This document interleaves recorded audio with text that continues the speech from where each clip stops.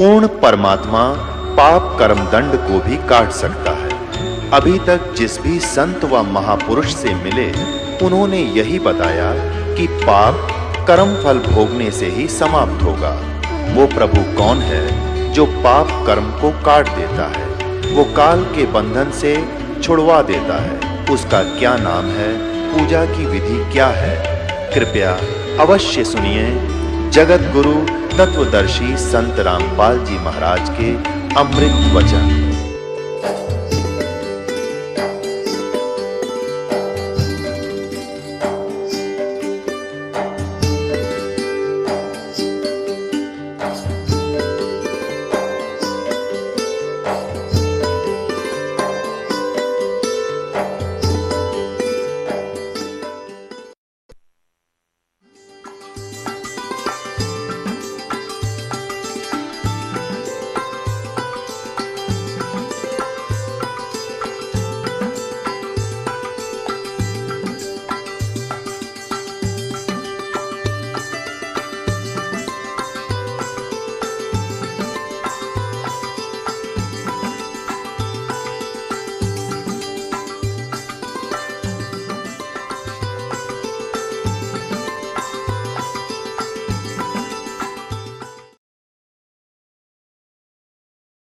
अब इसके हम आपको ले चलते हैं इस पुस्तक के पेज नंबर 10 पर।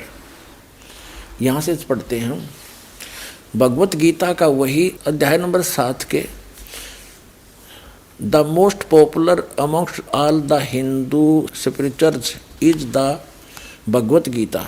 द भगवत गीता मेंशन अध्याय चैप्टर 7 मंत्र 20।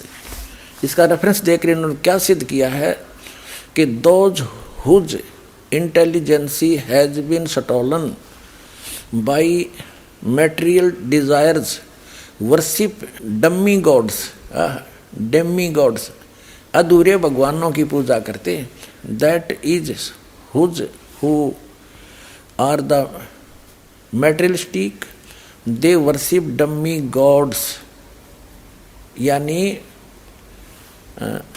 i.e. other as deities besides the true God। अब ये कहने का भाव ये है कि कुछ तो हिंदू सच्चे भगवान यानी ब्रह्म की पूजा जो एक मानते हैं उसकी करते हैं, और अधिकतर यानी जो हिंदू हैं वो डम्मी गॉड अधूरे अर्ध गॉड यानी इनकम्प्लीट गॉड की भक्ति करते हैं। अब जो कंसेप्ट क्लियर करने दास जा रहा है कि भगवान को मुसलमान धर्म के व्यक्ति, वैसे तो पूरे विश्व के व्यक्ति सभी निराकार कहते हैं क्योंकि तत्व ज्ञान उनको है नहीं। तो मुसलमान धर्म के ऊपर आज प्रवचन चल रहे हैं। तो मुसलमान धर्म के व्यक्ति परमात्मा को बॉडीलेस मानते हैं, निराकार मानते हैं, बेचून कहते हैं। और आगे देखो इसका कंप्लीट इन्होंने कंसेप्ट भी क्लियर कर दिया है कि जो हम कह रहे हैं, डॉक्टर जाकिर नाइक जी कह रहे हैं कि जो मैं कह रहा हूं कि परमात्मा निराकार है, उसी के समर्थन में उन्होंने वेदों के कुछ मंत्र लिए हैं और उसमें उदाहरण दिया है कि इन वेदों में भी ऐसा ही कहा गया है और हिंदुओं ने ही उसका अनुवाद किया हुआ है। अपने समर्थन में लिए गए उनके प्रवचन दिखाते हैं इसी बुक में। ये इंग्लिश एडिशन है, similarities between Hinduism and Islam, ये पुस्तक है डॉक्टर जाकिर नाइक की। इसके हम पृष्ठ नंबर 10 पर पढ़ रहे थे। ये हमने पढ़ लिया डम्मी गॉड्स के बारे में। यहाँ देखो नीचे यजुर्वेद चैप्टर 40 और मंत्र नंबर 8 में क्या कहा है कि it is mentioned in Yajurveda chapter 40 वर्ष 8 he is bodiless and pure, यानी परमात्मा बॉडीलेस है, उसका शरीर नहीं है, उसकी काया नहीं है, वो ठीक है और शुद्ध है। अब देखिएगा ये है खुद बात डॉक्टर जाकिर नाइक, यानी डॉक्टर जाकिर नाइक के अपने वचन। ये एक पुस्तक है हिंदी अनुवाद मौलाना मोहम्मद इमरान कासिम, विज्ञानवी, फरीद बुक डिपो, दिल्ली। इतने सर्वाधिकार प्रकाशक के लिए सुरक्षित है। नाम किताब खुद बात डॉक्टर जाकिर नाइक, उर्दू अनुवाद सैयद रोहन शाह, तरतीब एवं संकलन अमर शहीद, हिंदी अनुवाद मौलाना मोहम्मद इमरान कासिम, संयोजक अल हाज मोहम्मद नासिर खान, 2100 तादाद यानी संख्या, प्रकाशन 2011 का, कंपोजिंग इमरान कंप्यूटर मुजफ्फरनगर, प्रकाशक है Farid book depot private limited, 2158 MP street, Pataudi house, Daryaganj, New Delhi. इतनी। अब यहाँ देखिएगा 186 पे कहा है उसको देखा नहीं जा सकता, कोई भी उसे आंखों से नहीं देख सकता। ठीक है,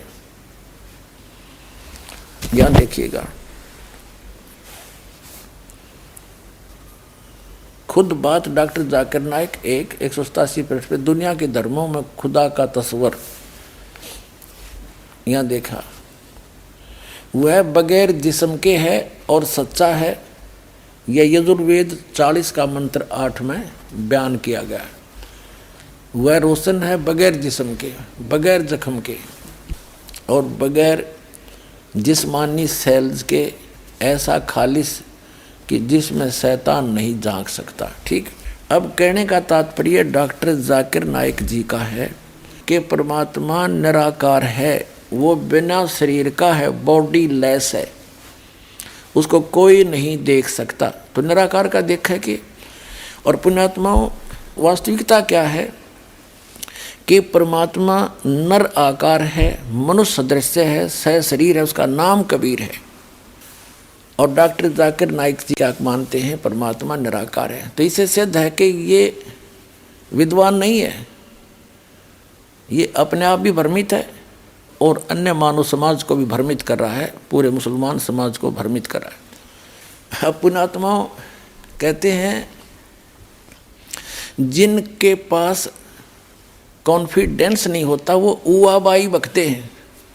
अब आपके रूबरू डॉक्टर जाकिर नाइक के उन प्रश्नों के उत्तर देते हुए एक क्लिप दिखाते हैं, वीडियो क्लिप,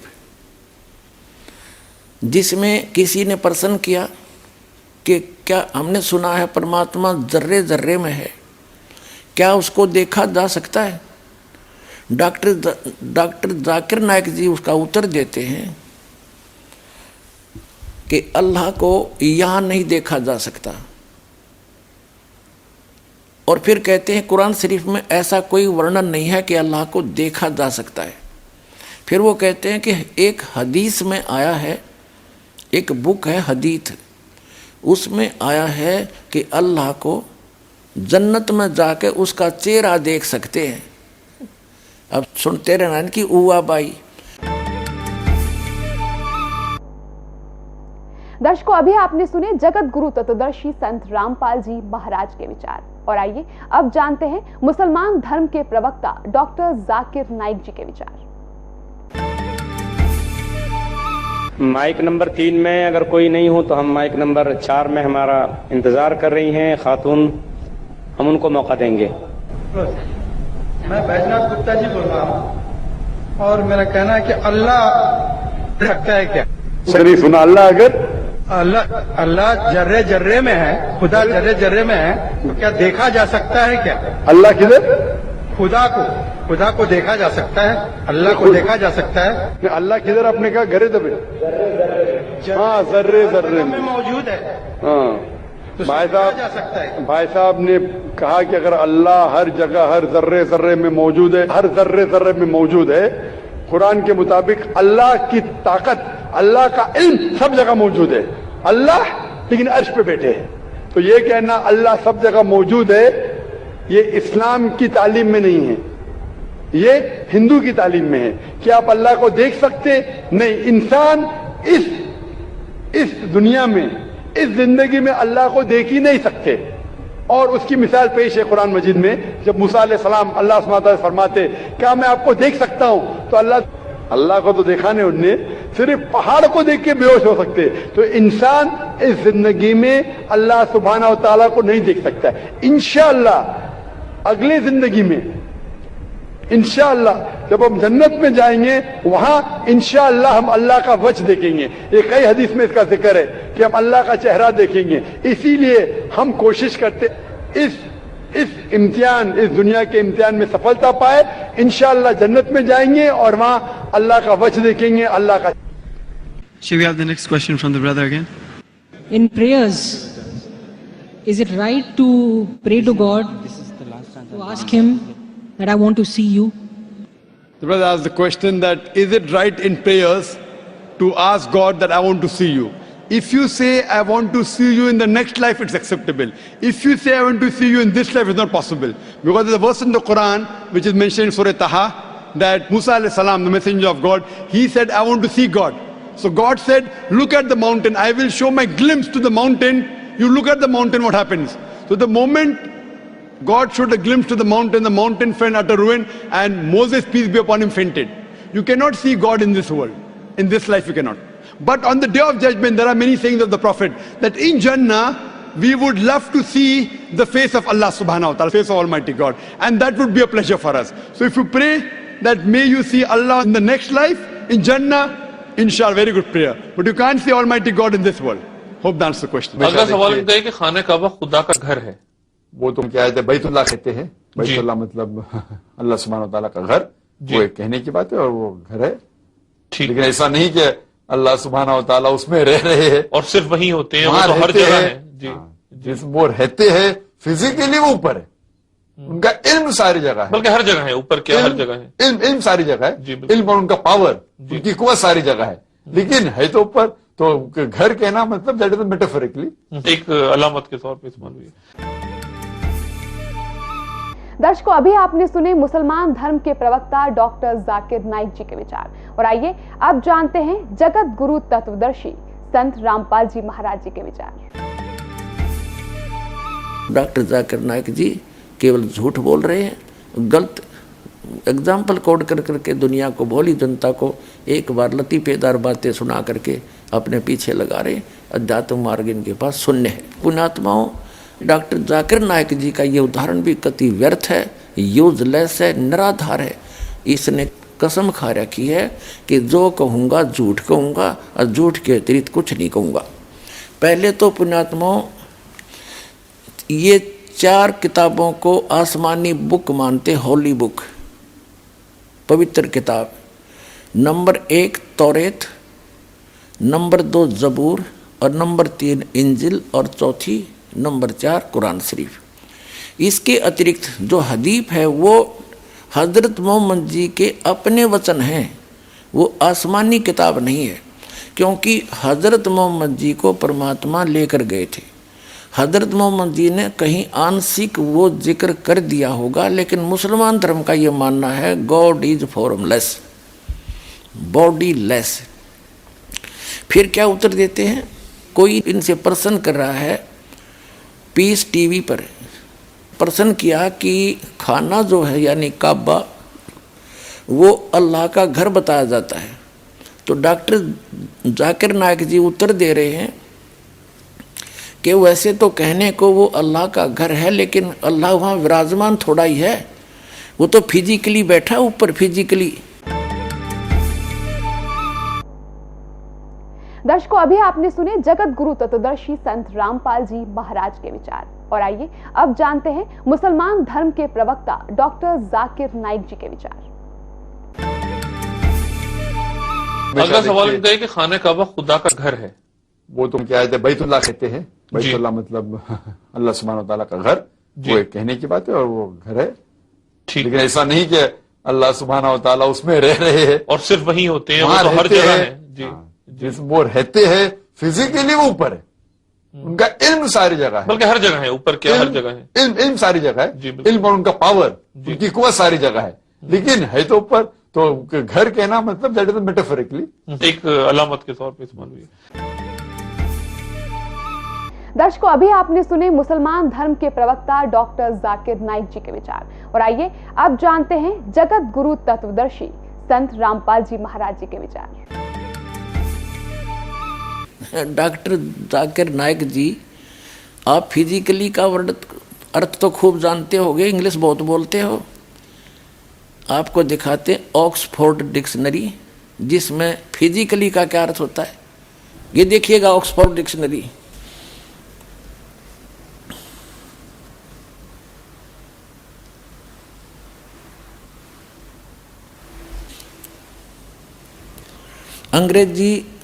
अंग्रेजी हिंदी शब्दकोश एडिटर हैं डॉक्टर सुरेश कुमार, डॉक्टर रमेश शाही, ऑक्सफोर्ड यूनिवर्सिटी प्रेस।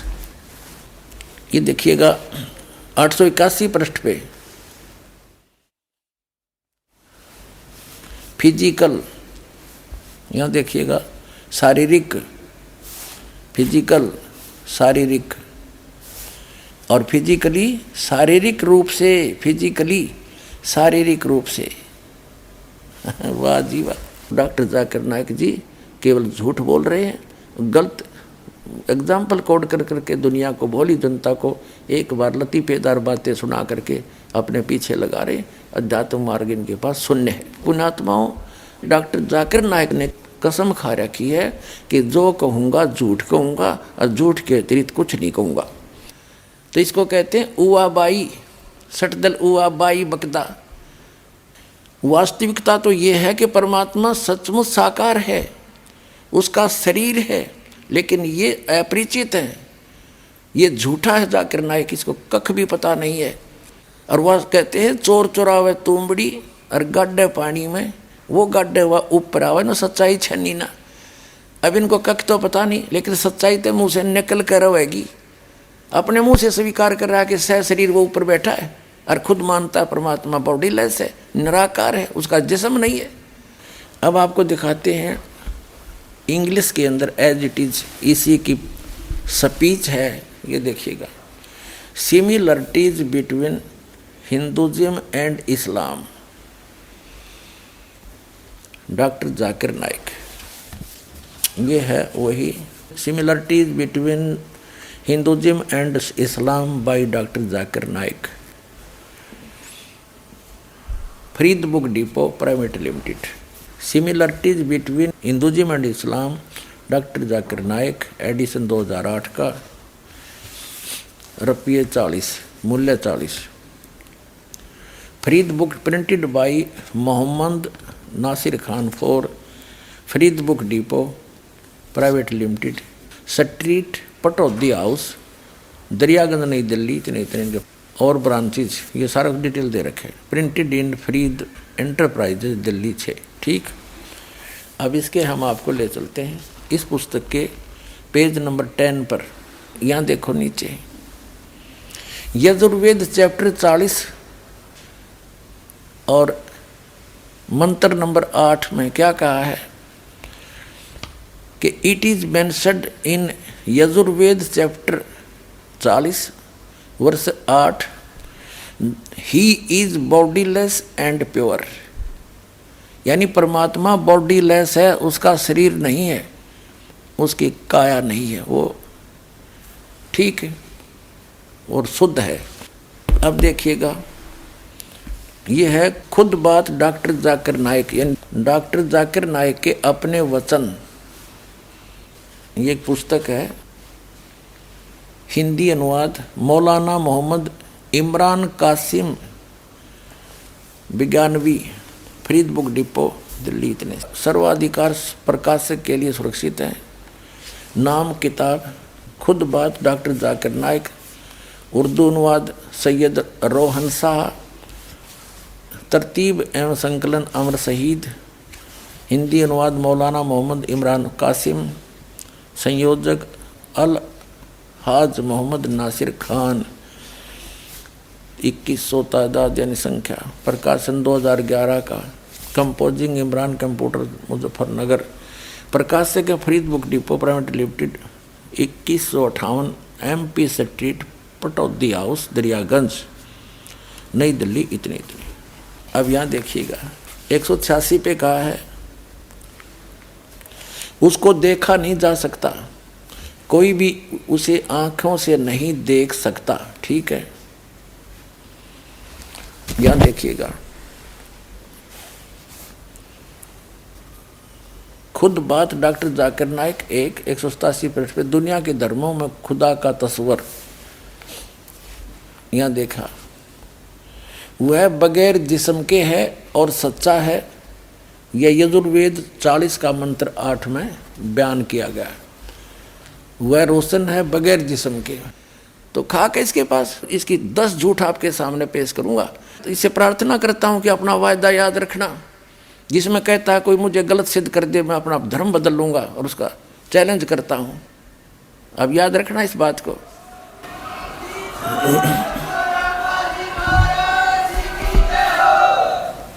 अब आजा जल्दी और ग्रहण कर ले, अपना कल्याण करवा ले डॉक्टर जाकिर नाइक जी।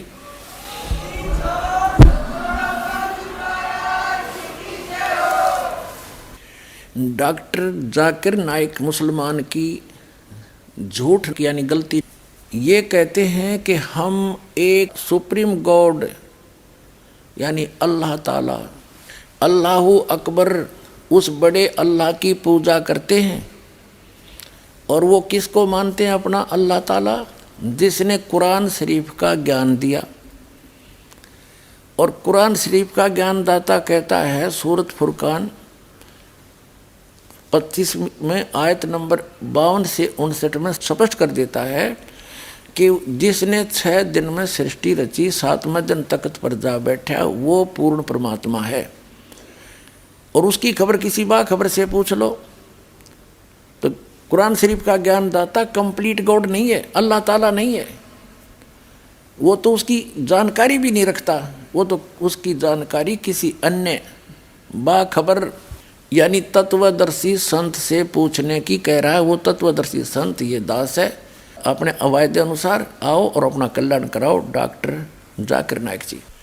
अब पुण्यात्माओं ये पहचान करते हैं कि जिस खुदा को, जिस अल्लाह को पवित्र मुसलमान धर्म के अनुयायी अल्लाह मानते हैं, अल्लाह कबीर मानते हैं, वो अल्लाह कबीर है भी कि नहीं।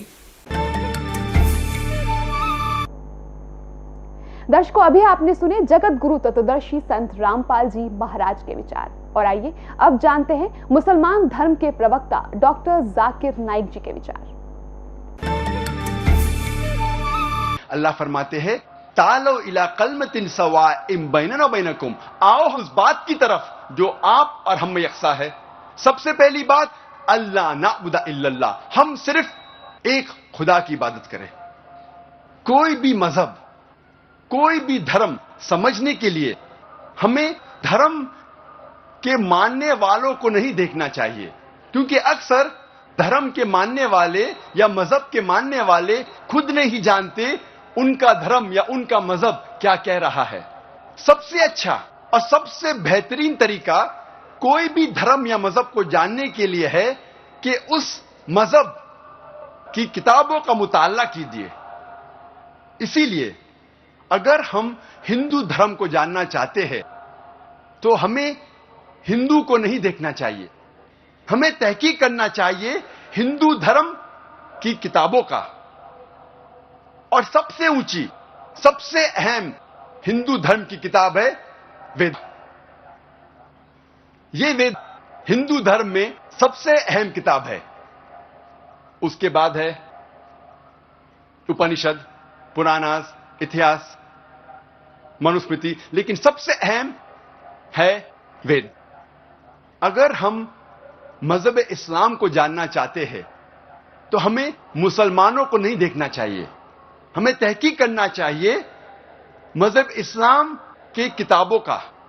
और सबसे अहम किताब मजहब इस्लाम में है कुरान मजीद।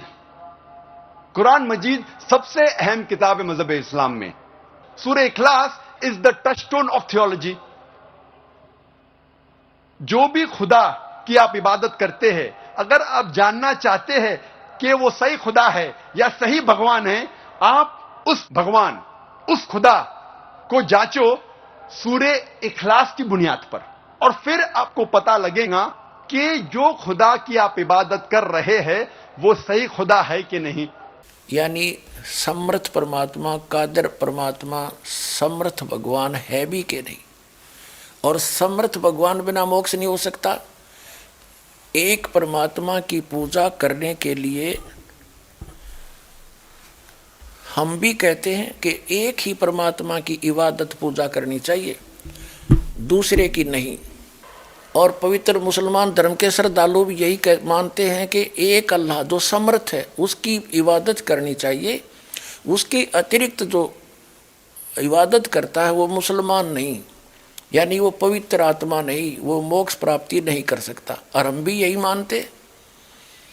अब देखते हैं ये मुसलमान भाई जिस अल्लाह को पूज रहे हैं वो अल्लाह ताला है भी कि नहीं, इसी कुरान मजीद से या कुरान शरीफ से। अब देखिएगा, अब ये कुरान शरीफ उठा ली हमने, बात वही है, अंतर कोई नहीं इनमें। अब पवित्र कुरान शरीफ दिखाएंगे आपको।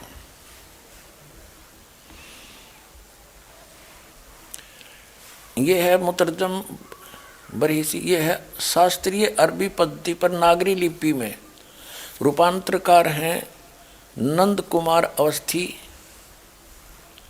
शेरवाणी संस्करण ये कहाँ से प्राप्त होती है? इसमें क्या लिखा है कि यह वह इलामी किताब है जिसमें कोई संदेह की गुंजाइश नहीं। इसमें जो लिखा फाइनल है, इसमें कोई ऑब्जेक्शन नहीं।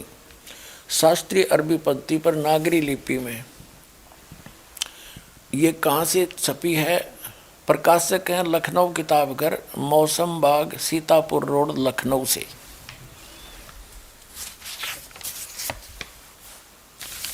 यहाँ देखिएगा, ये 17वां संस्करण है 2008 ईस्वी में। और पृष्ठ संख्या है 1024। मुद्रक हैं gospel press Lucknow, gospel.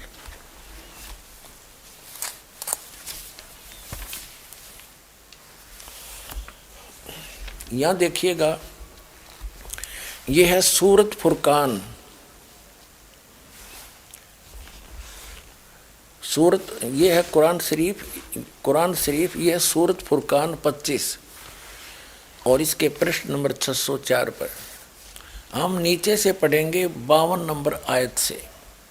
Furqan का जो अर्थ देखा शब्द कोश के अंदर, उसमें लिखा है कि मानदंड, ब्रैकेट में लिखा है झूठ और सच के बीच में, यानी सत्य और झूठ को जांचने का यानी निष्कर्ष निकालने का एक पैमाना है यह फुरकान।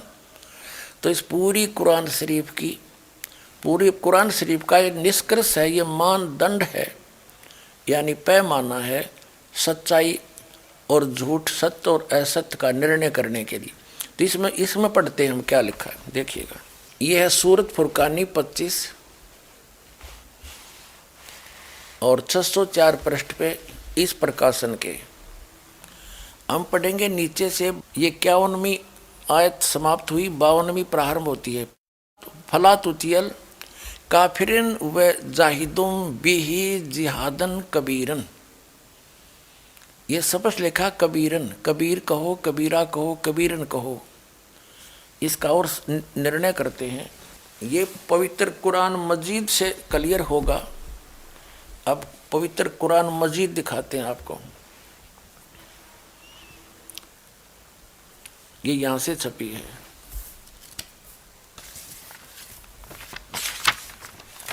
ये भी पहले भी दिखाई थी आपको, ये वही है। ये यहां से इसका पूरी जानकारी है, कहाँ से छपी है, कौन इसका अनुवाद करता है। और अब इसके हम आते हैं, ये वही सूरत फुरकान 25 और कुरान मजीद 576 पृष्ठ पे इस प्रकाशन के। हम यहीं आते हैं नीचे। ये है 51वीं आयत समाप्त हुई। इसमें पंक्ति भी नहीं बदली है, अक्सर भी सिर्फ लिखने मंत्र थोड़ा किया। फला तुतियल काफिरन न जाहिदुम बिही जिहादन कबीरा। कबीर कहो, कबीरा कहो, कबीरन कहो, खबीरा कहो, खबीरन कहो। तो इसमें स्पष्ट है ये कबीरा। और इसका यहाँ अनुवाद किया है इसके साथ में, ये 52वीं आयत का अनुवाद चला है। तो तुम काफरों का कहा न मानो, उनसे इस कुरान के हुक्म के मुताबिक बड़े जोर से लड़ो। अब उन कबीर का अर्थ बड़ा कर दिया। अब हम फिर कुरान शरीफ को लेते हैं। ये पवित्र कुरान शरीफ है, यहाँ से देखिएगा। उसमें से हमने ये निर्णय करना था कबीर और कबीरा और कबीरन। ये कुरान शरीफ फिर ले ली हमने, सूरत फुरकानी 25 और 604 पृष्ठ पे हम आगे ये नीचे आएंगे। ये 52 नंबर आयत है, 51 यहाँ समाप्त हुआ, 52 प्रारंभ हुआ। फला तुतियल काफिरन व जिहादुम बिही जिहादन कबीरन। इसका अनुवाद बिल्कुल सामने किया है। ये अनुवाद करता भी मुसलमान भाई है कोई। तो ए पैगंबर, ये कुरान शरीफ का ज्ञान दाता बोल रहा है। तो ए पैगंबर, तुम काफिरों का कहा न मानना और इस कुरान की दलीलों से उनका सामना बड़े जोर से करो। अब देखो, जिहाद का अर्थ लड़ाई नहीं है, ये अनुवाद बिल्कुल सही किया इसने। उनका सामना करो बड़े जोर के साथ, संघर्ष करो, उनकी बातों में मत आना। अब इसका कहने का तात्पर्य ये है इस कुरान शरीफ की इस आयत का कि कुरान शरीफ का ज्ञान दाता हजरत मोहम्मद जी को संदेश भेज रहा है जिब्रील देवता के माध्यम से या कोई अन्य तरीके से, एज इट इज। वो कह रहा है कि इन काफिरों की बातों में मत आना। ये काफिर तो अल्लाह के अतिरिक्त ऐसों की पूजा करते हैं जो उनको ना हानि कर सकते हैं ना लाभ दे सकते हैं। और वो ना मानने कि ये उस कबीर नामक अल्लाह यानी बड़े भगवान, ये बड़ा कहते हैं, हम बड़ा ही मान कर चलते हैं आज। उस बड़े भगवान की यानी पूर्ण परमात्मा की भक्ति ये काफिर नहीं करते। आप इनकी बातों में मत आना, सीधी सी बात है। ये आपकी नहीं माने तो आप उनकी बातों में आकर उनके साथ ना हो जाना, उसके लिए संघर्ष करना, चाहे कितना कष्ट उठाना पड़ो। तो वही हजरत मोहम्मद जी ने किया, इसका अर्थ ये। अब हम देखते हैं अब क्या बताया है, देखिएगा। तो ए पैगंबर, तुम काफिरों का कहा न मानना और इस कुरान की दलीलों से उनका सामना बड़े जोर से करो। ये बिल्कुल सही, इन्होंने कबीर का अर्थ बड़ा कर दिया, ठीक है। कुरान शरीफ का ज्ञान दाता ये भी स्पष्ट कर रहा है कि ये कबीर जो अल्लाह है, अल्लाह कबीर है, ये वही है जिसने 6 दिन में सृष्टि रची और 7वें दिन तख्त पर जा बैठा, जा विराजा। इससे ये सिद्ध होगा आपके समक्ष कि कुरान शरीफ का ज्ञान दाता अपने से अन्य कोई बड़े परमात्मा की महिमा सुना रहा है हजरत मोहम्मद को। इससे ये सिद्ध हो जाएगा कि कुरान शरीफ का ज्ञान दाता अल्लाह अकबर नहीं है। अब देखना, अब हम 607 पृष्ठ पर पढ़ रहे हैं, सूरत फुरकान 25 आयत नंबर 52 हमने पहले पढ़ ली, अब 53 पढ़ते हैं। और वही है जिसने 2 दरियाओं को मिला चलाया, एक का पानी मीठा प्यास बुझाने वाला और एक का खारी कड़वा, और दोनों में एक आड़ और मजबूत रोक बना दी। 53 पढ़ लिया, अब 54 पढ़ेंगे। और वही है जिसने पानी की बूंद से आदमी को पैदा किया, फिर उसको साहिबे नसीब यानी किसी का बेटा या बेटी और ससुराल वाला यानी किसी का दामाद बहू बनाया। और तुम्हारा परवरदिगार हर चीज करने पर शक्तिमान है। और अब 55 आयत पढ़ेंगे।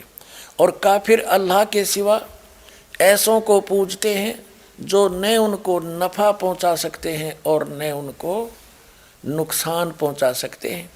और काफिर तो अपने परवरदिगार से पीठ दिए हुए हैं, मुंह मोड़े हैं।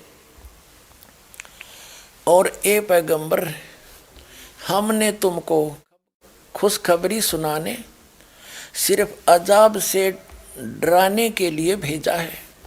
इन लोगों से कहो कि मैं तुमसे इस अल्लाह के हुक्म पर कुछ मजदूरी नहीं मांगता। हाँ, जो चाहे अपने परवरदिगार तक पहुंचने की राह इख्तियार कर ले। और ए पैगंबर, उस जिंदा पर भरोसा रखो। ये चैतन्य अर्थ गलत किया है। इसका वास्तविकता क्या है कि पूर्ण परमात्मा अल्लाह अकबर जिंदा महात्मा का रूप बनाकर आए थे और हजरत मोहम्मद जी को मिले थे। यहाँ वो स्पष्ट कह रहे हैं कि उस जिंदा पर भरोसा रख जो तुझे जिंदा महात्मा के रूप में आकर मिले थे और ऊपर लेकर गए थे, फिर वापस छोड़ा था। दो प्रकार से ऊपर गए थे हजरत मोहम्मद, एक प्रकार का मुसलमान भाइयों को ज्ञान नहीं। अब यही पढ़ते हैं, पहले इससे कंसेप्ट क्लियर करते हैं। और उस जिंदा पर अब हम 58वीं आयत पढ़ रहे हैं, 57वीं पढ़ ली। ए पैगंबर, उस जिंदा पर भरोसा रखो जो कभी मरने वाला नहीं है, अर्थात वो अविनाशी है। और तारीफ के साथ उसकी पाकी बयान करते रहो और अपने बंदों के गुनाहों से वह काफ़ी खबरदार है, यानी उनकी सब गुनाहों को माफ़ कर सकता है, वो समर्थ है। अब 59वीं आयत है, ये 58वीं समाप्त हुई। और जिसने आसमान और ज़मीन और जो कुछ उनके बीच में है सबको 6 दिन में पैदा किया और फिर तख्त पर जा बिराजा, वह अल्लाह बड़ा। ओह, इन्होंने कबीर का अर्थ बड़ा कर दिया। वो अल्लाह बड़ा, वो अल्लाह कबीर कह दे, हम कोई बात नहीं, अनुवाद ना करें। वह अल्लाह कबीर रहमान है और उसकी खबर किसी बाखबर इल्म वाले से पूछ देखो। कुरान शरीफ के ज्ञानदाता ने स्पष्ट कर दिया है कि मैं नहीं जानता उस अल्लाह कबीर के बारे में। 6 दिन में सबको 6 दिन में पैदा किया, फिर तख्त पर जा विराजा, हुए अल्लाह कबीर है। हम इसको कबीर बोल देंगे, कोई दिक्कत नहीं। रहमान है और उसकी खबर किसी बाखबर इल्म वाले यानी तत्वदर्शी संत से पूछ देखो। अब इससे क्या सिद्ध हो गया कि कुरान शरीफ का ज्ञानदाता अल्लाह अकबर नहीं है, अल्लाह कबीर नहीं है। वो तो अल्लाह कबीर की जानकारी भी नहीं रखता कंप्लीट। उसके लिए ऑप्शन छोड़ दिया है कि उस अल्लाह कबीर के बारे में जिसने 6 दिन में सृष्टि रची, 7वें दिन तख्त पर जा बिराजा, वो अल्लाह कबीर है, वो बड़ा भगवान है, वो कादिर अल्लाह है, वो पूर्ण परमात्मा है, वो समर्थ परमात्मा है और एक वही पूजा के योग्य है, अन्य की पूजा नहीं करनी चाहिए। तो उसके विषय में कुरान शरीफ का ज्ञानदाता भी अपरिचित है। तो उसके विषय में जब वो खुद अपरिचित है तो उसकी भक्ति विधि उसके पास होगी कहाँ से, जो कुरान शरीफ में वो है ही नहीं। ना उस अल्लाह कबीर की जानकारी है और ना उसकी भक्ति विधि का पता है, क्योंकि वो स्पष्ट कर दिया है कि उसके विषय में उसकी जानकारी किसी बाखबर से, उसकी खबर किसी बाखबर से पूछो। अर्थात पूरी कुरान शरीफ के अंदर वो ज्ञान नहीं है उस अल्लाह अकबर का।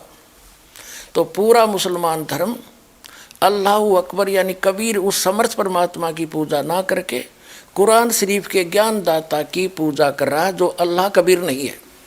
इतनी सी बात है। इस दास के द्वारा दिए गए इस सत्य आध्यात्मिक ज्ञान से परिचित होकर के एक मुसलमान भक्त मोहम्मद शहजाद खान उर्फ शहजाद दास जी आपको अपना अनुभव बताएंगे। इनके मुख कमल से सुने। नमस्कार सर, सतसाई बोगे जी। क्या नाम है जी आपका? मेरा नाम शहजाद दास है और मालिक के शरण में आने से पहले मैं मोहम्मद शहजाद खान था। मालिक की शरण में आने के बाद मेरे को शहजाद दास नाम है मेरा। कहाँ से आए आप? मैं गुड़गांव, ज़िला गुड़गांव, गांव कासन, ज़िला गुड़गांव से आया हूँ। संत रामपाल जी महाराज की शरण में आने से पहले आप कौन सी भक्ति करते थे? संत रामपाल जी महाराज की शरण में आने से पहले मैं एक मुसलमान समाज में से हूँ और मेरे को शुरू से ही हमारे जो बुजुर्ग है, जो भी हमारे माता पिता, जो भी हमारे मौलवी साहब है, उन्होंने मुझे सिर्फ एक ही चीज़ सिखाई थी कि नमाज पढ़ो, रोज़े रखो, ईद बकरीद मनाओ, मांस खाओ, कुछ भी करो पर मालिक का नाम लो। बस मुसलमान समाज में मैंने एक चीज़ ज़रूर देखी है कि मुसलमान समाज वो सिवा अल्लाह ताला के किसी को नहीं मानता। ये मैंने उन चीज़ों की देखा है। और इसके अलावा उन्होंने मेरे से कहा था कि एक तहज्जुद की नमाज़ होती है जो रात के 12 बजे पढ़ी जाती है, अगर उसको पढ़ लोगे तो जो तुम्हारा सवाब है, सवाब का मतलब जो फल है वो दुगना हो जाता है। और सुबह 4 बजे की जो नमाज़ जिसे हम फजर की नमाज़ बोलते हैं, अगर पढ़ के अगर आप किसी काम के लिए चलते हो तो ये समझ लो वो काम तो आपका 100% होगा।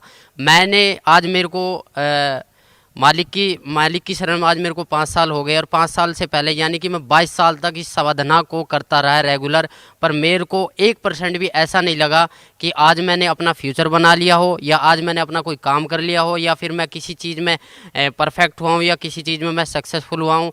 मुझे ऐसा कुछ अनुभव नहीं हुआ। यहाँ तक कि मैंने जो ख्वाजा गरीब नवाज की दरगाह है जो अजमेर में है, जिसको मोइनुद्दीन चिश्ती की दरगाह बोला जाता है, जो पूरे वर्ल्ड में प्रसिद्ध है, उस पे भी मैंने चादर के लिए बोला। मेरे मम्मी पापा ने कहा कि आप वहाँ जाओ, वहाँ चादर चढ़ाओ, वो सबकी मुराद पूरी करते, तो आप वहाँ जाओ। मैं वहाँ भी गया, उनके लिए चादर बोला। पर मैं जहाँ भी गया वहाँ मैंने देखा एक बहुत बड़ा देग है, उसमें लोग बाग सोने डाल रहे हैं, चांदी डाल रहे हैं, पैसे डाल रहे हैं। मेरे पास कोई मनी नहीं था, मेरे पास कोई पैसा नहीं था। मैं वहाँ गया, वहाँ लोग बाग क्या करते हैं, सर पे टोपी लगा लेते हैं, मालिक का नाम लेते हैं और कहते हैं कि एक कपड़ा सा लेते हैं हरे वाला और उसके नीचे बंदों को निकालते हैं और कहते हैं कि तुम्हें सवाब मिल चुका है, जन्नत का दरवाज़ा खुल चुका है। कहते हैं ये जन्नती दरवाज़ा और रमज़ान के दिनों में खोला जाता है। पर मुझे आज तक वहाँ जाने से, मेरे कम से कम भी 22 साल तक रेगुलर गया, पर मुझे वहाँ जाने से कोई लाभ नहीं हुआ, ना ही मुझे कोई फ़ायदा हुआ है। माइक नंबर 2 भाइयों के शोबे में सेंटर में जो माइक रखा गया है, इसमें कोई भाई गैर मुस्लिम हो तो उनको सवाल करने का मौका दिया जाए। जी भाई, अपना नाम और पेशा। मेरा नाम राजू शर्मा है, मैं कंस्ट्रक्शन लाइन का काम करता हूं। डॉक्टर साहब, मेरा सवाल कुछ अलग है। मैं शुरू से मुस्लिम समाज का बहुत ही इज्जत करता हूं, यानी कि मतलब दरगाह वगैरह जो है ना, मैं पहले से बहुत मानता हूं। मतलब जहां जहां आपका दरगाह है मैं सब दरगाह पे जाता हूं, चादर चढ़ाना, फूल चढ़ाना, मतलब हर जगह जहां मुसलमान का तादाद लगा हुआ रहता है मैं वहां हर दरगाह पे जाता हूं। यानी कि दरगाह का जो लाल धागा रहता है वो भी मैं हाथ में बहुत बांधा हूं, पहले गले में भी लटकाया हूं। फिर बाद में क्या हुआ, मेरे को कलकत्ता का मुअज्जिम हुसैन नाम का एक लड़का मिला, जिन्होंने मुझे कहा कि जब पहले तुम मिट्टी का बना हुआ, पत्थर का बना हुआ बूतों का जैसे पूजा करते थे, वो जैसे शिर्क था, तो ये जो दरगाह जाना, चद्दर चढ़ाना, हाथ में लाल धागा बांधना, गले में लटकाना, ये भी शिर्क है। तो मैं बोला, मैं फिर जहां पर था फिर मैं वहां पर ही आया, तो कोई फायदा नहीं है, क्योंकि देखिए कोई ऐसा सवाल कीजिए जो इख्तिलाफी न हो। मैं आपसे अपील गुजारिश करता हूं वहां भाइयों से कि किसी कोई दूसरा साथी अगर खड़ा हो वहां दूसरा सवाल करने के लिए तो उनको मौका दिया जाए, वरना फिर हम माइक नंबर 4 की तरफ बहनों के शोबे में आ जाएंगे। तो मैं ये जानना चाहता हूं, क्योंकि मेरा बचपन में ऐसा हुआ था, मेरा कुछ मतलब जख्म। प्लीज बहनों के शोबों में अगर कोई बहन हूं माइक नंबर 4 में, तो मेरी गुजारिश है कि वो सवाल करें। माइक नंबर 4 से अगर कोई सवाल हो, कोई गैर मुस्लिम खातून हो तो उनको मौका दिया जाए। हाँ, तो मेरा क्वेश्चन है। हेलो। और बहुत सी जगह गया, अलीगढ़ दरगाह पे भी गया, महरौली की जो दरगाह है वहाँ पर भी गया, वहाँ भी चद्दरें बोली है। वहाँ सिर्फ क्या है कि बाहर मांस कटता है, अंदर मालिक का वो पत्थर होता है, पत्थर के सामने सिजदा करो या उसके ऊपर कोई चद्दर चढ़ा दो, वही कहानी। हर जगह एक ना एक स्टेप सीखने को मिलते हैं। महरौली की जो दरगाह, वहाँ क्या है, बहुत बड़ा एक दरगाह बना रखी है और वहाँ पत्थर है, वहाँ पत्थर के ऊपर चद्दर बिछा दो और बाहर क्या है, मांस खाओ, मांस के टुकड़े कर कर के खिलाए जाते थे और कहते हैं कि ये बहुत बड़ा सवाब है। मालिक ने मांस के लिए बोला गया है, मालिक ने बोला था कि कुर्बानी दो, बकरे, गाय, भैंस जो भी उनके हाथ लगे उसको कुर्बान करते थे और लोग बागों को खिलाते थे। इससे वो अपना कर्म तो खराब करते ही करते थे, दूसरे के कर्म भी बिगाड़ते थे। मुसलमान धर्म में जो मांस बनता है वो इस प्रकार बनता है जैसे कोई हरी सब्जी बना रहा हो, और मांस में भी कोई बकरा काट देता है, कोई मुर्गा काट देता है, कोई भैंस काट देता है, सब चल रहे हैं और सबको बोला जाता था एक ही मटके में से, शराबी भी उसी मटके से पानी पी रहा है, कैंसर वाला भी उसी मटके से पानी पी रहा है, बच्चे भी उसी मटके से पानी पी रहे हैं, बाप भी उसी मटके से पानी पी रहा है और कोई नमाजी आदमी भी है वो भी उसी मटके से पानी पी रहा है। अगर मैं उस पर ऑब्जेक्शन उठाता था, मैं कहता था ये गलत है, तो वो कहते थे ये नहीं है, ये सवाब है, मुसलमान एक दूसरे मुसलमान का झूठा खा सकता है। इससे मैं बहुत इरेटर हो गया, मतलब इतना इरेटर हो गया कि मैं अपना मानसिक संतुलन खो बैठा था और मैं सोचा कि ये नहीं होगा। फिर मैंने अपने एक मौलवी साहब से बात करा कि क्या ये जो हम कर रहे हैं, जो हम जो चल रहे हैं, ये क्या सच है। उन्होंने कहा कि बहुत अच्छा है, आप एक काम करो, 40 दिन की जमात में जाइए। 40 दिन की जमात में तो नहीं गया, पर हाँ मैं 3 दिन की जमात में ज़रूर गया था। कादियान गया था, वहाँ से मैं कुछ बुकें लेकर आया था जो आज सदगुरु रामपाल जी महाराज के पास हैं। उन्होंने क्या बताया था, उन्होंने वहाँ भी क्या था, वहाँ मैंने देखा एक भेड़ चाल, जो अगर कहीं भी ऐसा लगता है कि वहाँ आज खाना बनने वाला, तो वो नमाज को छोड़ के खाने के ऊपर पहले टूटते थे। वो भक्ति नहीं देखते थे, वो ही सोचते थे कि हमारा पेट भरे और हम सोए। नमाज कोई अहमियत नहीं रखती उन बंदों के लिए, नमाज थी एक नित्य नियम और नमाज से ऐसा मुझे कोई फ़ायदा नहीं मिला। मेरे माँ बाप ने ये बोल दिया था कि तू ज़िंदगी में कभी अपना फ्यूचर नहीं बना पाएगा और सदा ज़िंदगी एक मजदूरी की तरह काम करता रहेगा। सर संत रामपाल जी महाराज की शरण में कैसे आए आप? मुसलमानों में क्या कहा जाता है कि नहीं, हमें सीधा मुसलमान बना के भेजा है, बट मैं इस परंपरा को निभाता आया। तो एक दिन क्या हुआ कि मेरे को ऐसे ही मैं बैठा हुआ था, अपने पापा के हॉस्पिटल में बैठा हुआ था। मेरे फादर का हॉस्पिटल था खान हॉस्पिटल मानेसर के अंदर, गुड़गांव के अंदर, वहाँ बैठा हुआ था। तो मेरे को भक्ति सौदागरों का संदेश एक किताब मिली, उसे मैं धीरे धीरे पढ़ना स्टार्ट करा। मैंने पापा से पूछा, पापा ये पुस्तक कहाँ से आई? उन्होंने कहा कि मैंने डाक द्वारा ये बरवाला से मंगवाई है, आश्रम से मंगवाई है। तो मैंने वो धीरे धीरे पढ़ी, उसमें देखा मैंने जो कलाम पाक की एक हेडिंग लिख रही थी जिसमें लिखा गया था कि वह अल्लाह ताला जिसने पानी की एक बूंद से आदमी और औरत को उत्पन्न किया और फिर इस पृथ्वी पर साहिब नस्ल, किसी का बाप, किसी का दामाद, किसी का औरत बना के भेज दिया है, उस अल्लाह ताला के बारे में जिसने आसमान और ज़मीन जो इसके बीच दरमियान है उसको 6 दिन में बनाया और 7वें दिन तख्त पर जा विराजा, उसके बारे में किसी बाखबर से पूछ कर देखो। उन्होंने बताया था कि सूरत फुरकान 25 आयत 52 से 59 में ये लिख रहा है। तब मैंने इस चीज़ को गौर किया, मैंने इस चीज़ को नोट किया और कुरान शरीफ हिंदी में लेकर आया, उसको पढ़ा, उसमें देखा, सेम टू सेम वही कहानी निकली। मेरा दिमाग घूम गया, मैं सोचने लग गया कि ये ज्ञान और एक हिंदू समाज के आदमी के पास और इतने एक कलाम पाक का ज्ञान एक हिंदू समाज के आदमी के पास कैसे आया। मैंने फिर उसको और ज़्यादा गहराई से पढ़ना स्टार्ट किया। मैं 2-2, 3-3 घंटे खाली पेट उसे पढ़ता रहा। धीरे धीरे मुझे ज्ञान हुआ। एक दिन मैंने निर्णय ले लिया कि मैं आज से जब भी दुकान खोलूँगा तो पूर्ण परमात्मा संत रामपाल जी महाराज का नाम लेके ही खोलूँगा। नया हॉस्पिटल था, मैंने स्टार्टिंग से ही दुकान पूर्ण परमात्मा संत रामपाल जी महाराज के नाम से खोलना स्टार्ट करा और मैंने अंदर ही अंदर एक प्रेरणा बनाई कि मालिक मैं इतना अभी अपने पैरों पर खड़ा नहीं हूँ। अगर मैं अपने पैरों पर खड़ा हो गया या मैं जो मेरे घर वाले मुझे बोलते हैं या मुझे ऐसा लगा कि मालिक अगर आप ही भगवान हो, आप ही ईश्वर हो, आप ही गॉड हो, तो मुझे कम से कम इतना ज्ञान दे दो ताकि मैं आपके पास आ सकूँ। तो धीरे धीरे मैं जब दुकान खोलता तो दुकानों की प्रोग्रेस होने लगी। इतना प्रोग्रेस हुआ कि जब भी मैं धीरे एक बार आया, मैं गांव में पूछा मैंने कि यहाँ पर मेरे को जाना है एड्रेस पे, तो उन्होंने बताया कि एक हमारे मुरारी भगत जी थे, उन्होंने वहाँ का एड्रेस दिया कुछ होने। वहाँ पर मैं गया, वहाँ पर मालिक की तस्वीर देखी, मैं बोला मुझे यहाँ जाना था। जब तक मुझे नहीं पता था कि मालिक करोथा को छोड़ के बरवाला में आ चुके हैं। तो उन्होंने कहा था कि हम उस दिन जाएंगे 7वें महीने की 11 तारीख को मैं यहाँ पर आया छोटे आश्रम बरवाड़ा पे। मैंने यहाँ नाम लिया और नाम लेने के बाद जब मालिक से मैंने बताया कि मालिक मैं ऐसे ऐसे कष्टों से उभर कर आया हूँ, तो मालिक ने मेरे को बहुत प्यार करा और बोला बेटा करोड़ों के ऊपर तेरी मेहर हुई है और तू इस भक्ति पर डटा रह, इस भक्ति पर डटा रहा, अगर नियमों में रहा तो ज़िंदगी में वो चीज़ पा जाएगा जो तूने कभी कल्पना भी नहीं करी होगी। तो सर संत रामपाल जी महाराज जो आपके पूज्य गुरुदेव हैं, उनसे नाम उपदेश लेने के बाद आपको क्या लाभ मिला?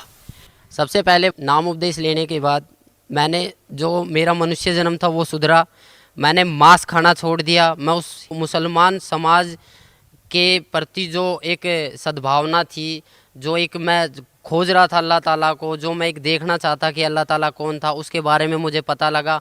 फिर मैंने यहाँ से जितने भी अपने मुसलमान भाई हैं, जितने भी अपने मुल्ला काजी, उनसे पूछा कि भैया ऐसे इस बात है। दुआ सलाम भी करता था, सारे काम करता था। वो 2-4 बार मेरी बातें सुनते थे। एक मैं मौलवी साहब से पूछने गया, वहाँ 4-5 उनके शिष्य बैठे थे। मैंने बोला जी अस्सलाम वालेकुम, उन्होंने कहा वालेकुम अस्सलाम। तो ऐसे ही माइंड में पर्सन घूम गया। मैंने कि जी इसका मतलब क्या होता है कि हम जो दुआ सलाम करते हैं अस्सलाम वालेकुम और वालेकुम सलाम। तो उन्होंने, हालांकि उन्होंने जवाब अपने तरीके से सही दिया, बट मुझे उसमें से कोई संतुष्टि नहीं हुई। फिर मेरा दूसरा जो क्वेश्चन था, मैंने कि आप एक बात बताइए कि अल्लाह ताला, आप कहते हो कि अल्लाह ताला बेजून है, निराकार है, अल्लाह ताला दिखाई नहीं देता, अल्लाह ताला को पाने की कोई विधि? वो कहते हैं जी ज़कात निकालो। ज़कात का मतलब होता है कि अपना जो पैसा होता है उसको मालिक की राह में कुर्बान कर दो, मालिक की राह में दान कर दो। मैंने बोले जी कैसे दान करते हैं? बोला जी आप एक काम करो, ज़कात का मतलब होता है कि आप चावल में मांस बनवाइए और उसको गरीबों में बंटवाइए। तो मैंने वहाँ से ये ठान लिया कि मैंने सोचा कि जो ये बंदा बोल रहा है, मैं बोला जी इसका परिणाम जो है हमारी कुरान शरीफ में है। उन्होंने बोला जी कुरान शरीफ में नहीं है, हदीस में है। मैं बोला जो आसमानी किताबें उतरी है, हमारी कुरान शरीफ उतरी है, तौरेत उतरी है, इंजील उतरी है और जंबूर उतरी है, इनके अलावा अगर आप मेरे को कोई और किताब दिखाओगे तो मैं कैसे मान लूँगा? बोला जो कुरान शरीफ है उसमें तो खाली अरबी भाषा है और जो हदीस है उसके मायने हदीस में है। मैं बोला फिर जो कुरान शरीफ हिंदी में निकल रही है उसका क्या अर्थ है? बोला वो किसी ने गलत चला दिया, उसमें कुछ मायनों का अर्थ कुछ गलत होता है। तो इसी प्रकार मुझे भटकाया गया, मैं बहुतों से मिला। इसके बाद जो भी मुझे संतुष्टि हुई सदगुरु रामपाल जी महाराज के चरणों में आने से हुई है। और इसके अलावा किसी भी मुसलमान पंथ या किसी भी मुसलमान प्रवक्ता के पास ऐसा कोई भी मार्ग नहीं है। मैं खुद एक मुसलमान होके आप सभी भाई बहनों को ये बताना चाहता हूँ कि जितना भी मैंने नमाज पढ़े, मुझे पता है नमाज में क्या पढ़े। नियत बांधते हैं उस अल्लाह ताला के बारे में, फिर बोलते हैं सना सुबहानक अल्लाहुम्मा व बिहम्दिका व तबारक अस्मुका।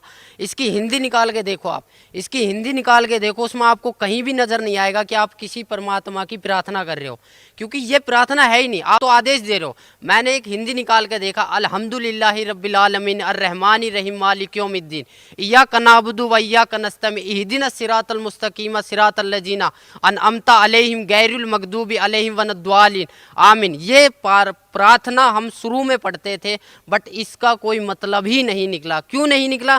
क्योंकि इसमें कोई प्रार्थना की चीज़ है ही नहीं। हम तो आदेश दे रहे हैं कि ए पैगंबर तू वहाँ जा, तू फलानी जगह कर, तू ये काम कर, तू ये काम कर, ये तो हम एडवाइस कर रहे हैं। पर हमें एक प्रार्थना करनी है, हमें नमाज का मतलब समझना है। नमाज चीज़ क्या है? नमाज का मतलब जो है परमात्मा बताते हैं कि नमाज का मतलब होता है कि अरदास लगाना, अपनी प्रार्थना लगाना, नित्य नियम करना। हमें 5 टाइम की नमाज दी है, फजर, जोहर, असर, मगरिब, ये 5 टाइम की जो नमाज दी है। पर आज लग हमने नमाज कौन सी सच्चे दिल से पढ़ी?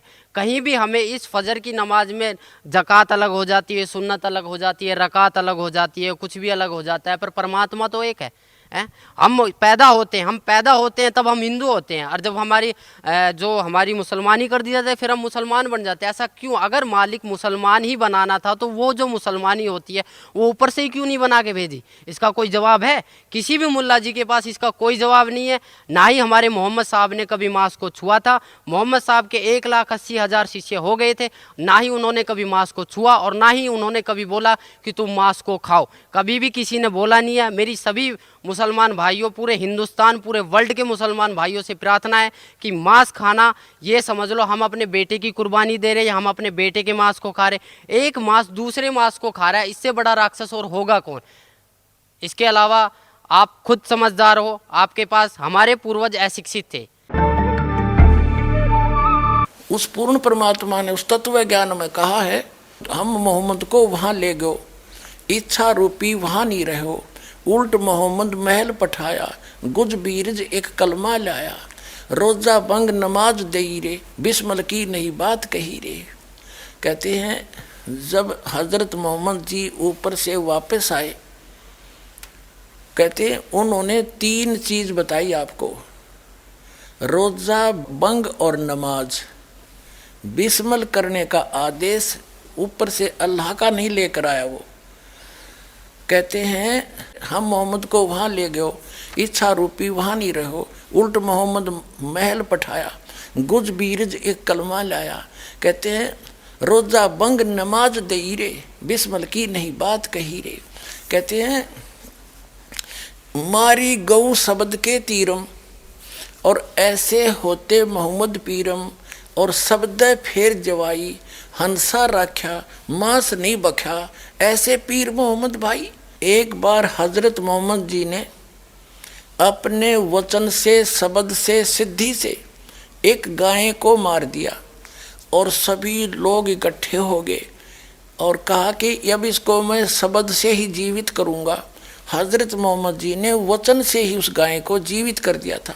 तो यहाँ उस सूक्ष्म वेद के अंदर स्वयं परमात्मा ने आके बताया है कि मारी गऊ शब्द के तीरम, ऐसे होते मोहम्मद पीरम, और शब्द फिर जवाई अंसा राख्या, यानी उसका जीव बचा दिया और मांस नहीं बख्या, ऐसे पीर मोहम्मद भाई। और तुम मांस खाते हो उसकी आड़ लेकर के। नबी मोहम्मद नमस्कार है, राम रसूल कहाया, 1,80,000 को सौगंध जिन नहीं कर चलाया, अरस कुरस पर अल तकत है, खालिक बिन नहीं खाली, और वह पैगंबर पाक पुरुष थे साहिब के अब्दाली। मेरी आप लोगों से प्रार्थना है कि आप मुसलमान हो के एक मुसल्ले ईमान बनो। मुसलमान का अर्थ होता है कि मुसल्ले ईमान, जो अपने ईमान पर रहे। पर हमारा ईमान कहाँ है? हमारा ईमान तो कुछ है ही नहीं। आज हम मांस खाते हैं, मांस खा के फिर झूठ बोलते हैं, फिर तंबाकू खा लेते हैं। पहले क्या था? पहले मुसलमान समाज में मुसलमान बंदे के ऊपर अगर दारू एक ऐसी चीज़ थी, अगर दारू गिर जाती थी तो वहाँ से उस शरीर के अंग को काट दिया जाता। पर आज पीते हैं, मस्जिद में दारू लेके चले जाते हैं, कुर्बानियाँ करते हैं, बकरे को काट देते हैं। बकराईद वाले दिन आपने खुद देखा होगा, साल में 2 त्योहार आते हैं, एक ईद और एक बकराईद। बकराईद वाले दिन ऐसा क्या करा था जो बकरे काट दिए जाते? हजारों की संख्या में, यानी कि करोड़ों की संख्या में बकरे मारे जाते। क्या इनका पाप नहीं लगता? क्या वो मालिक से अरदास नहीं करते हैं कि हमारा एक पाप लगा है, हमें ऐसी योनि में क्यों डाला गया जो हमें कोई भी बंदा देखता वो काट के पटक देता, फिर हमारा मांस खाता है? मैं आप लोग सभी से ये प्रार्थना करता हूँ कि अपना जीवन सफल बनाए। मनुष्य जीवन एक अनमोल है, इसको व्यर्थ ना करे। मुसलमान समाज जो है वो बहुत पाक समाज है। वो पाक इसलिए है क्योंकि वो सिवाय अल्लाह ताला के किसी को मानता नहीं है। पर आजकल का जो मुसलमान समाज है वो मुल्ला काजियों ने बहकाया जा रहा है, क्योंकि हम ख्वाजा गरीब नवाज की दरगाह पे जाते हैं, क्या करते हैं? हम पत्थरों के सामने पूजा करते हैं, फिर कहते हैं कि हम पत्थरों की पूजा नहीं करते। फिर कैसे पत्थरों की पूजा करते हैं? अगर आपने सिजदा कर दिया, उसको पूज लिया, सिजदा करना एक पूज लिया सिवाय अल्लाह ताला के, फिर कहते हैं कि सिवाय अल्लाह ताला के किसी का आगे सिजदा नहीं करते। फिर ख्वाजा गरीब नवाज की दरगाह, सैयद, पीर, जितने भी ये महरौली की दरगाह, अलीगढ़ की दरगाह, यहाँ पर होता क्या है? क्या होता है यहाँ पर? क्या वो बंदा है? क्या वो पीर पैगंबर है? नहीं। उन्होंने ये कहा था कि हम भगवान नहीं हैं, हम अल्लाह नहीं है, हम उस अल्लाह ताला के बारे में सोचो। मेरी सभी मुसलमान भाई बहनों से अनुरोध है, मैं प्रार्थना करता हूँ कि मैं अपने परिवार से भी ये प्रार्थना करता हूँ कि उस अल्लाह ताला के बारे में जानिए जो कुरान शरीफ में लिख रहा है। कुरान शरीफ में लिख रहा है कि फला तूतिल काफिरन जाहिदुम बिही जिहादन कबीरन, कि वह अल्लाह ताला कबीर है और उस कबीर के लिए इस कुरान शरीफ की दलीलों से तू जिहाद कर, लड़ाई मत कर। जैसे मैं आज आपके सामने कह रहा हूँ, मुझे मजबूरन बस आप लोगों के सामने आना पड़ रहा है, क्योंकि ये काल एक ऐसी जाल है जिसको आप निराकार मानते हो। जिब्राइल अलैहिस्सलाम फरिश्ता जो कुरान शरीफ की आयतों को लेके मोहम्मद साहब के पास आया था, उस टाइम मोहम्मद साहब ने कहा था कि मैं अनपढ़ हूँ, मुझे पढ़ना नहीं आता। फिर भी उसने 3 बार ज़बरदस्ती उनका गला घोट कर उनके ऊपर, उनके अंदर शक्ति डालकर पढ़वाया कि जा नीचे जा, उसको बोल कि मेरा ईमान फैलाए।